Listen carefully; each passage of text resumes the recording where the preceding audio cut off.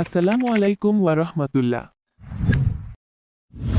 সহজ নামাজ শিক্ষা কোর্সে আজ আমরা নামাজের রাকাত সংখ্যার ব্যাপারে আলোচনা করব। ফরজ আর সুন্নাতে মুআক্কাদা মিলে 5 ওয়াক্ত নামাজে মোট 29 ওয়াক্ত নামাজ আদায় করতে হয়। আর বেতেরের 3 রাকাত ওয়াজিব। সব মিলে মোট রাকাত সংখ্যা 32। ফজরে 2 রাকাত সুন্নাত আর 2 রাকাত ফরজ, মোট 4 রাকাত।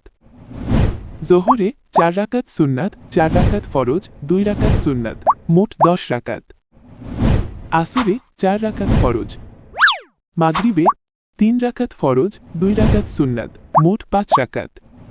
এশায় 4 রাকাত ফরজ, 2 রাকাত সুন্নাত, মোট 6 রাকাত। বেতের 3 রাকাত। সব মিলালে 32 রাকাত হয়। আজকের কোর্সে কি আপনি নতুন কিছু শিখতে পেরেছেন? যদি নতুন কিছু শিখতে পারেন তাহলে কমেন্টে জানান। আগামী কোর্সে নামাজের ফরজ সম্পর্কে আলোচনা করা হবে ইনশাল্লাহ। তাই আগামী কোর্সটি দেখার আমন্ত্রণ জানাচ্ছি। আসসালামু আলাইকুম ওয়া রাহমাতুল্লাহ। সদকায়ে জারিয়ার অংশী হতে চ্যানেলটি সাবস্ক্রাইব করুন, ভিডিওটি শেয়ার করুন।